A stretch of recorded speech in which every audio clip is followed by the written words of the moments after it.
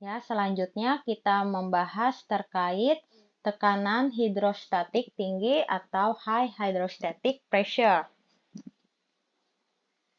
Penggunaan HHP atau tekanan tinggi sebagai metode pengolahan makanan pertama kali dilaporkan di Amerika ya, di West Virginia University pada tahun 1899. Nah, di mana mereka melakukan suatu percobaan dengan menggunakan high hydrostatic pressure untuk mengawetkan susu, jus buah, daging, dan beragam jenis buah-buah lainnya. Nah, mereka ini berhasil menunjukkan bahwa mikroorganisme pada produk-produk tersebut dapat dihancurkan dengan tekanan 6.500 atmosfer atau 658 megapascal selama 10 menit. Nah, penelitian lain juga menunjukkan bahwa struktur protein dalam putih telur ini dapat mengalami perubahan akibat pengaruh tekanan tinggi. Begitupun dengan aktivitas enzim yang terkandung dalam susu. Nah, aktivitas enzim ini dapat dihambat dengan penggunaan tekanan tinggi, yaitu bertekanan lebih dari 400 megapascal. Ya, jadi ketika kita menggunakan tekanan hidrostatik tinggi atau high hydrostatic pressure ini dapat memperoleh manfaat seperti dapat mendestruksi mikroorganisme, dapat mengubah struktur dari protein, serta dapat menghambat aktivitas enzim. Teman-teman mungkin pernah dengar ya kajian terkait pangan hipoalergenik. Pangan hipoalergenik ini misalnya pada susu. Banyak orang, beberapa orang yang mengalami lactose intolerance. Ada juga yang mengalami alergi terhadap susu, protein susu yaitu beta laktoglobulinnya. Kalau lactose intolerance kan itu lebih ke laktosa. Nah, kalau alergen terhadap beta laktoglobulin ini dapat diatasi dengan memberikan perlakuan HHP atau high hydrostatic pressure pada susu sehingga si beta laktoglobulinnya ini mengalami perubahan struktur. Akibatnya karena si beta laktoglobulin ini mengalami perubahan struktur, dia tidak cocok, si struktur beta laktoglobulin ini tidak cocok terhadap sistem imun kita. Si beta laktoglobulin ini berperan sebagai antigen. Berperan sebagai antigen yang nantinya dia akan melekat, dia akan melakukan interaksi berikatan dengan struktur antibodi kita. Nah, ketika antigen dan antibodi ini bersatu, maka akan menimbulkan reaksi alergi. Nah, karena si beta laktoglobulinnya telah mengalami perubahan struktur, sehingga antibodi kita tidak dapat mengenali antigen dari beta laktoglobulin, sehingga kita bebas dari reaksi alergi.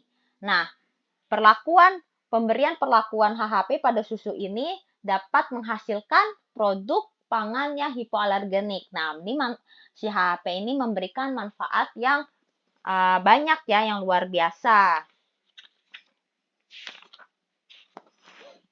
Nah, dalam beberapa tahun terakhir juga ya, pengolahan dengan tekanan tinggi ini bisa menjadi solusi alternatif pada pengolahan dengan menggunakan panas, dalam artian kombinasi penggunaan HHP atau penggunaan termal. Nah, terdapat berbagai produk yang dapat diawetkan dengan menggunakan high hydrostatic pressure ini melalui inaktivasi mikroorganisme dan enzim pada tingkatan yang sama dengan pasteurisasi menggunakan panas tanpa menyebabkan terjadinya perubahan cita rasa atau flavor.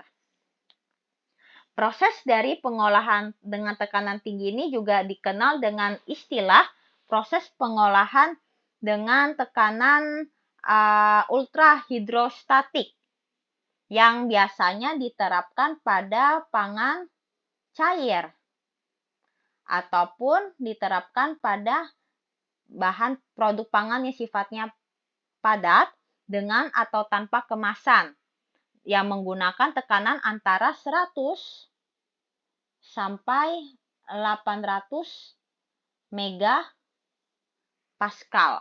Oke. Di mana suhu proses selama perlakuan HHP ini secara spesifik dengan kisaran kurang dari 0 derajat Celcius untuk meminimalkan pengaruh panas adiabatis sampai sekitar 100 derajat Celcius. Nah, pada tahun 1990 ini produk komersial pertama yang dihasilkan oleh HHP diluncurkan dan dijual di negara Jepang, ya.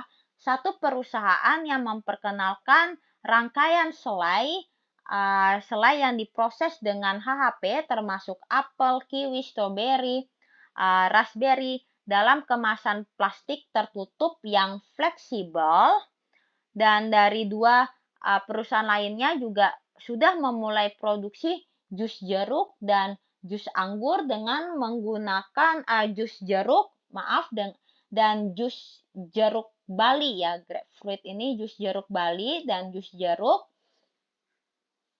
Nah, ini dia telah menerapkan proses hydrostatic pressure nih. Kita lihat di tahun 1990 sudah lama ya penerapan HHP ini digunakan di luar negeri. Nah, ini bisa kita gunakan buat mengawetkan selai ataupun jus buah. Lalu selai yang telah diproses melewati high hydrostatic pressure ini memiliki masa simpan 2 bulan dalam penyimpanan dingin, di mana penyimpanan dingin ini diperlukan atau dibutuhkan untuk mencegah aktivitas enzimatis.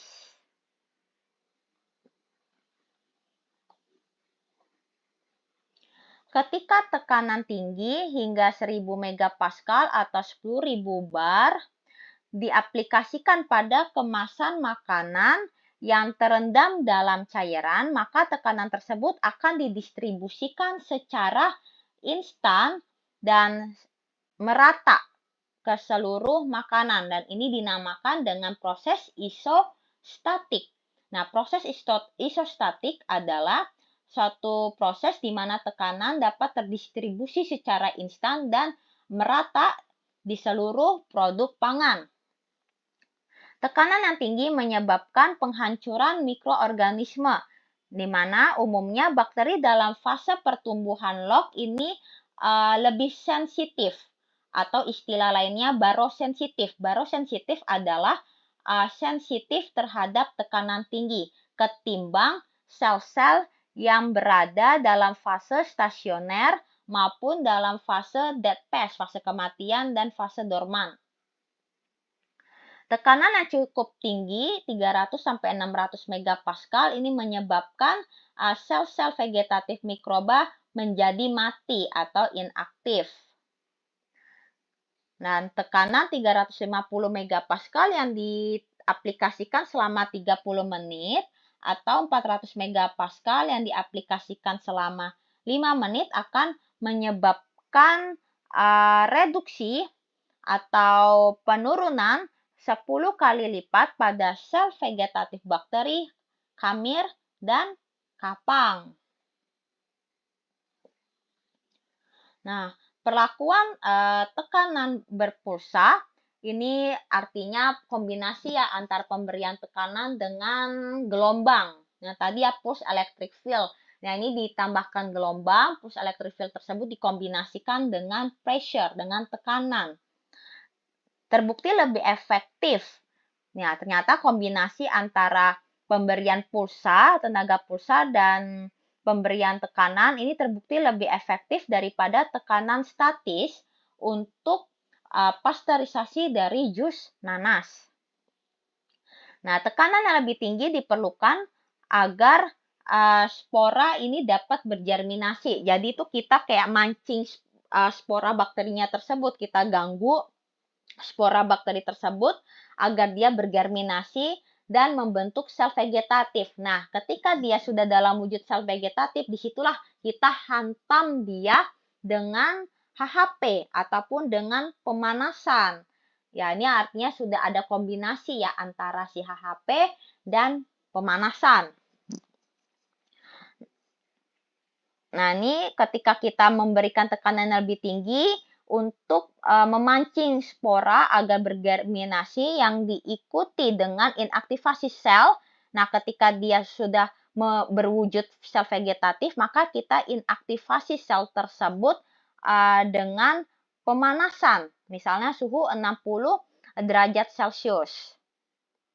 Spora-spora ini dapat dihancurkan pada tekanan 400 megapascal dengan tingkatan yang berbeda ya, tergantung jenis strain yang ada di dalam produk pangan. Oke, jadi intinya spora ini dapat dihancurkan pada tekanan 400 megapascal. Nah, untuk lebih pastinya, maka kita dapat mengkombinasikan perlakuan HHP dengan perlakuan pemanasan yang medium atau yang sedang. Nah, perlakuan HHP ini bertujuan untuk memancing spora agar dia bergerminasi, berubah wujud menjadi sel vegetatif. Ketika dia telah bergerminasi sehingga menjadi sel vegetatif, maka adanya perlakuan pemanasan pada suhu 60 derajat Celcius atau lebih ini dapat mematikan sel vegetatif tersebut.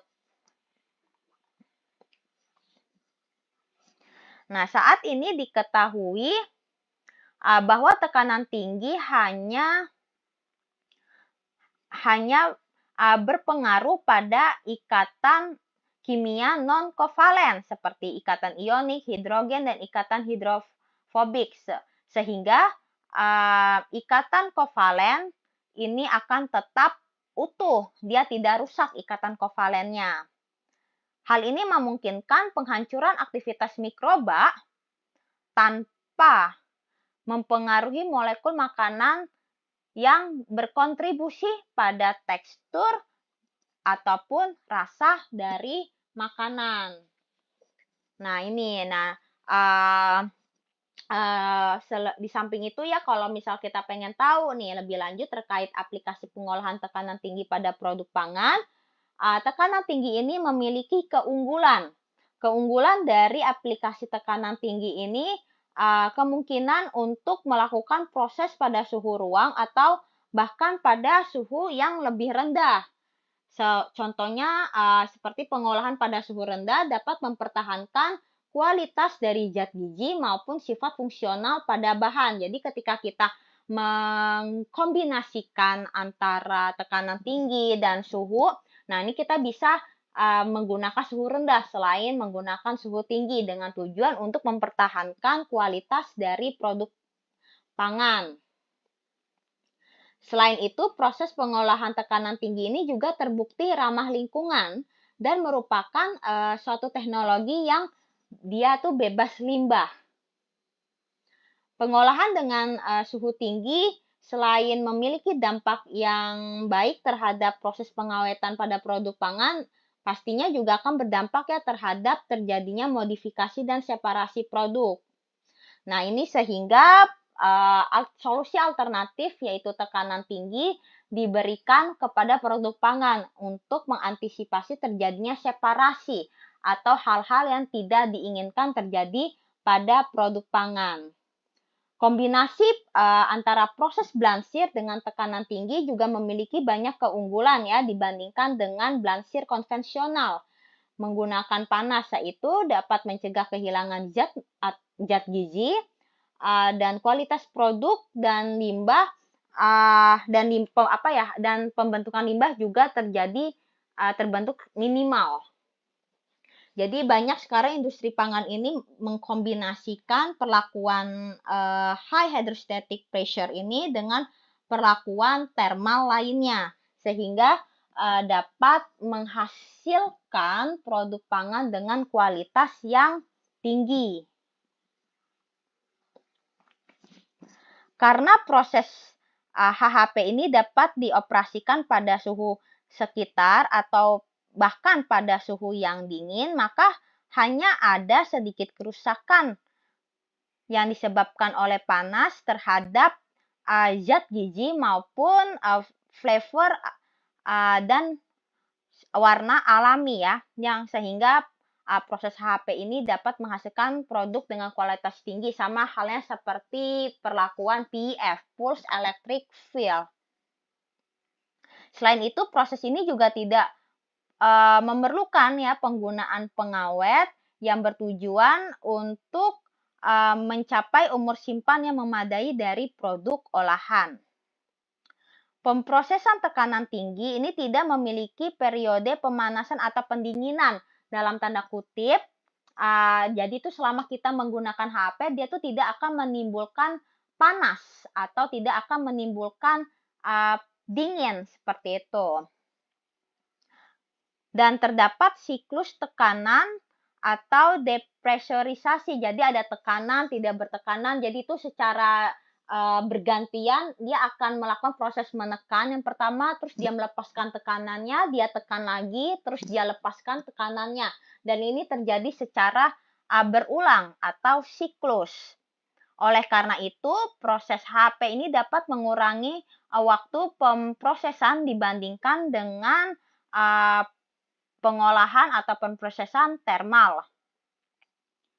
Ada kemungkinan bahwa pemrosesan tekanan tinggi akan dapat digunakan dalam kombinasi dengan jenis pemrosesan lainnya yang tadi sudah dipaparkan ya. Dan oleh karena itu, dengan kita memperluas unit operasi yang tersedia terutama untuk para pengolah makanan atau para pelaku usaha, ini akan mengarahkan kita atau para pelaku usaha pada pengembangan produk dan proses yang baru.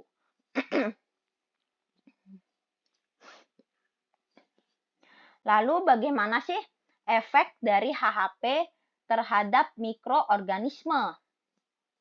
Nah, germinasi spora di bawah tekanan tinggi ini sangat bergantung pada suhu.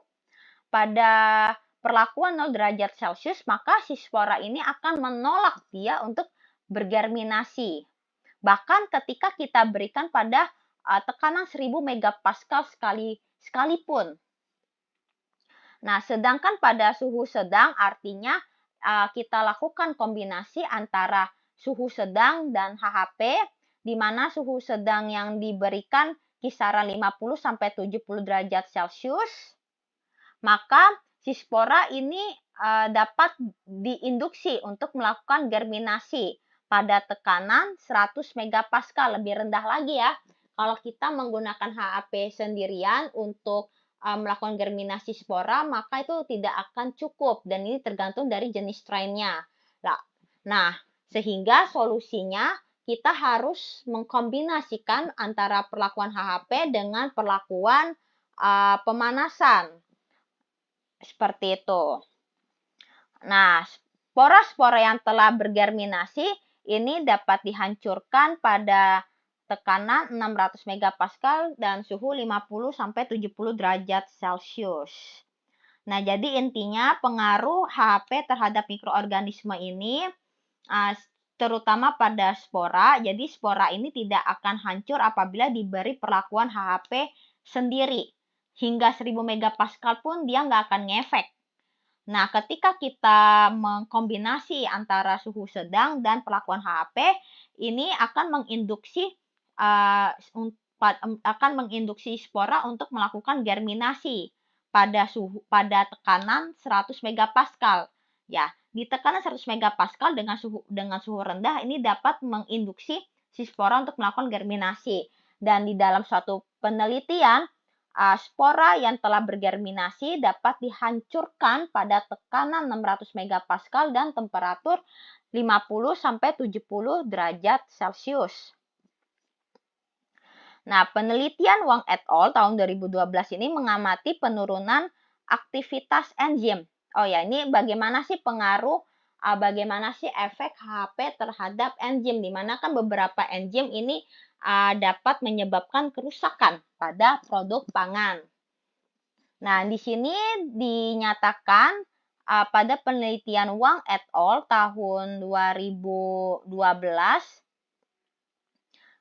dia mengamati penurunan aktivitas polifenol oksidase yang jauh lebih rendah. Jadi ketika si enzim PPO tersebut dikasih perlakuan HHP, maka aktivitas PPO tersebut akan mengalami penurunan yang jauh lebih rendah, yaitu sekitar 34,5% pada pure bayam, di mana perlakuan yang HHP yang diberikan yaitu sekitar 600 megapascal selama 15 menit. Perubahan struktur PPO yang diinduksi oleh tekanan tinggi ini melibatkan unfolded. Unfolded itu artinya pembukaan ya. Jadi strukturnya itu tuh bear, strukturnya itu tuh rusak. Struktur proteinnya itu yang tadinya strukturnya tersier atau quaternary menjadi struktur primer seperti itu. Jadi itu si strukturnya itu terbuka, yang tadinya buletan menjadi suatu lembaran. Nah, seperti itu.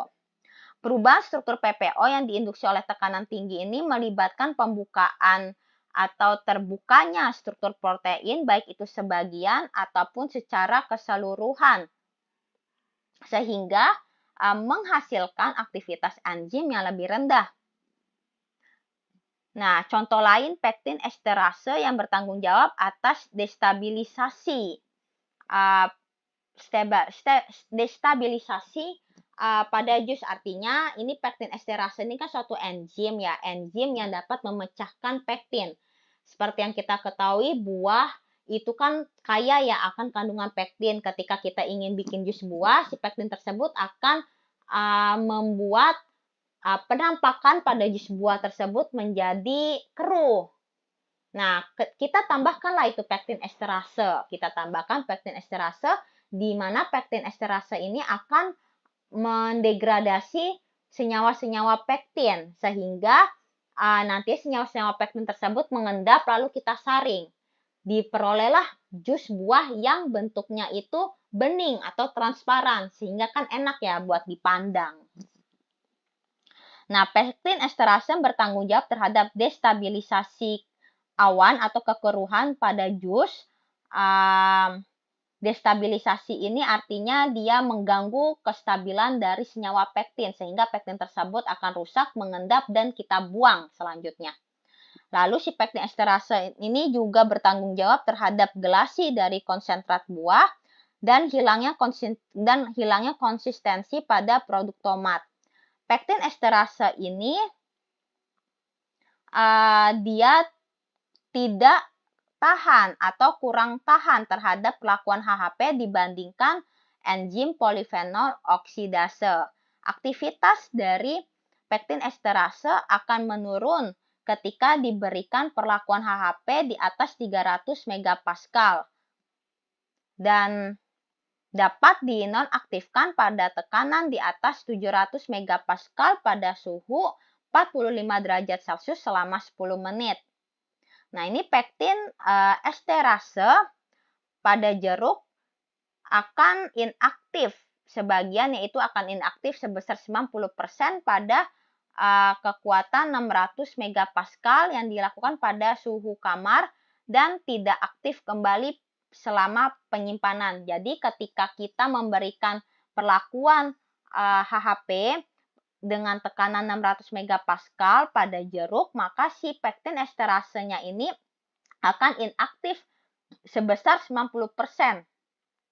Dan pektin esterase ini tidak akan kembali aktif ketika kita simpan pada suhu ruang. Siapanya yang kita simpan pada suhu ruang? Si jus jeruknya ya. Lalu bagaimana efek HHP terhadap komponen pangan? Pemprosesan dengan tekanan tinggi ini menyebabkan perubahan yang kompleks pada struktur dan reaktivitas biopolimer seperti pati dan protein. Pada protein, tekanan akan menyebabkan unfolding atau terbukanya struktur molekul dan kemudian dia beragregasi atau bersatu dengan yang lainnya, dengan protein yang berbeda dalam makanan atau ke dalam bentuk yang berbeda,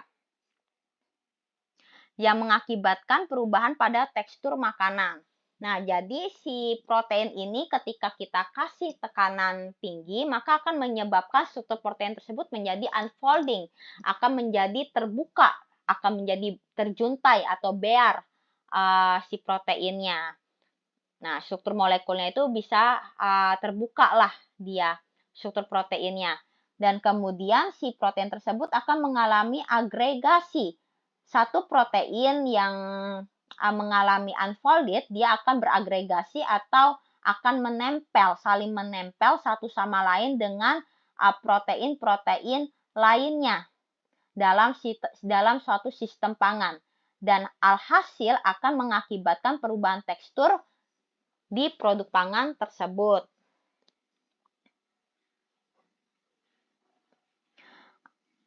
Aplikasi potensial lebih lanjut dari pemrosesan tekanan tinggi adalah pengempukan daging. Pemrosesan atau pengolahan pada tekanan 103 megapascal dengan menggunakan suhu 40 hingga 60 derajat Celcius selama 2,5 menit ini dapat meningkatkan kualitas dari daging dan mengurangi cooking loss. Misalnya mengurangi salah satunya itu dripping loss-nya ya. Tingkat pengempukan daging ini juga tergantung pada faktor-faktor sebagai berikut, yaitu tekanan, suhu, dan holding time-nya.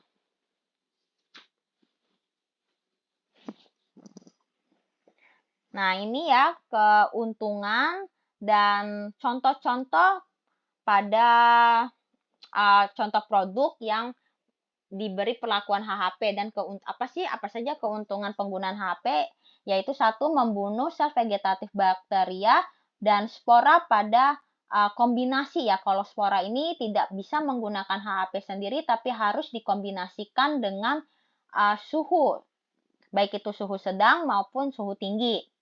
Terus tidak ada buktinya terjadinya toksisitas. Lalu warna, flavor, dan zat gizi dapat dipertahankan. Yang selanjutnya dapat mengurangi proses pengolahan. Terus treatment dengan menggunakan HHP ini merata di seluruh produk pangan. Perubahan teksturnya ini merupakan perubahan tekstur yang diinginkan ya, bukan tidak diinginkan. Yang diinginkan seperti pengempukan dagingnya menjadi lebih empuk, atau jus buah, jus jeruknya itu menjadi lebih transparan seperti itu.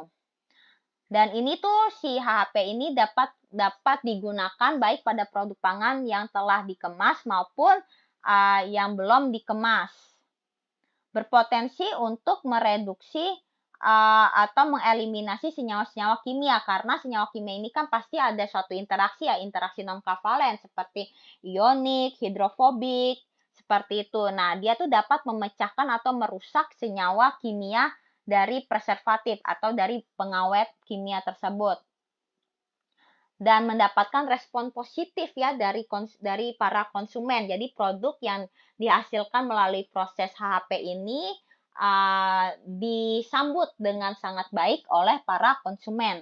Nah, contohnya apa aja? Yaitu jus produk-produk buah yang dipasteurisasi dan sterilisasi dengan menggunakan teknik HHP, terus dilakukan pada daging dan sayur-sayuran, dan HHP ini juga dapat dapat digunakan sebagai aksi dekontaminasi pada ingredient yang sensitif terhadap panas, contohnya seperti kerang-kerangan, perisa maupun vitamin. Jadi apabila kita memiliki produk pangan yang sensitif terhadap panas seperti kerang-kerangan ataupun produk pangan tersebut mengandung vitamin C yang tinggi, maka kita dapat menggunakan HHP untuk mengeliminasi atau mereduksi jumlah mikroba yang terkandung dalam produk pangan yang kita sterilkan, seperti itu. Sehingga dia menghasilkan produk dengan kualitas yang tinggi. Nah, saya akan membahas ya terkait bagaimana sih pengaruh tekanan tinggi terhadap sistem biologis, dalam artian ini mikroorganisme. Nah, tekanan tinggi hidrostatik ini menginduksi sejumlah perubahan morfologi, reaksi biokimia, mekanisme genetik dan membran serta dinding sel mikroorganisme. Perlakuan suhu tinggi memang dapat menyebabkan perubahan struktur pada dinding sel dan membran sel yang disebabkan oleh perbedaan kemampuan ya untuk menahan suhu. Nah, ini kalau pengaruh suhu tinggi. Nah, bagaimana kalau misalnya kita kasih dengan perlakuan tekanan tinggi? Nah, perlakuan tekanan tinggi ini menyebabkan perubahan bentuk atau struktur, dalam hal ini morfologi ya, pada dinding sel maupun membran sel yang disebabkan perbedaan kemampuan dalam menahan tekanan dari bagian yang berbeda pada sel mikroba tersebut. Di sini yang telah dipaparkan sebelumnya, resistensi spora telah diketahui lebih tinggi dibandingkan dengan sel vegetatif. Adanya perlakuan suhu dan tekanan dapat menginduksi germinasi spora dan selanjutnya mengaktifkan sel yang telah bergerminasi dengan perlakuan tekanan tinggi atau dikombinasikan dengan suhu. Keberhasilan pengawetan seringkali juga ditentukan oleh efektivitas penurunan dari aktivitas enzim yang tidak kita kehendaki. Contohnya seperti oksidase ya, polifenol oksidase. Perlakuan dengan tekanan tinggi ini menyebabkan enzim-enzim yang terkandung dalam bahan pangan dapat diturunkan, dapat direduksi sampai pada batas yang dapat ditoleransi.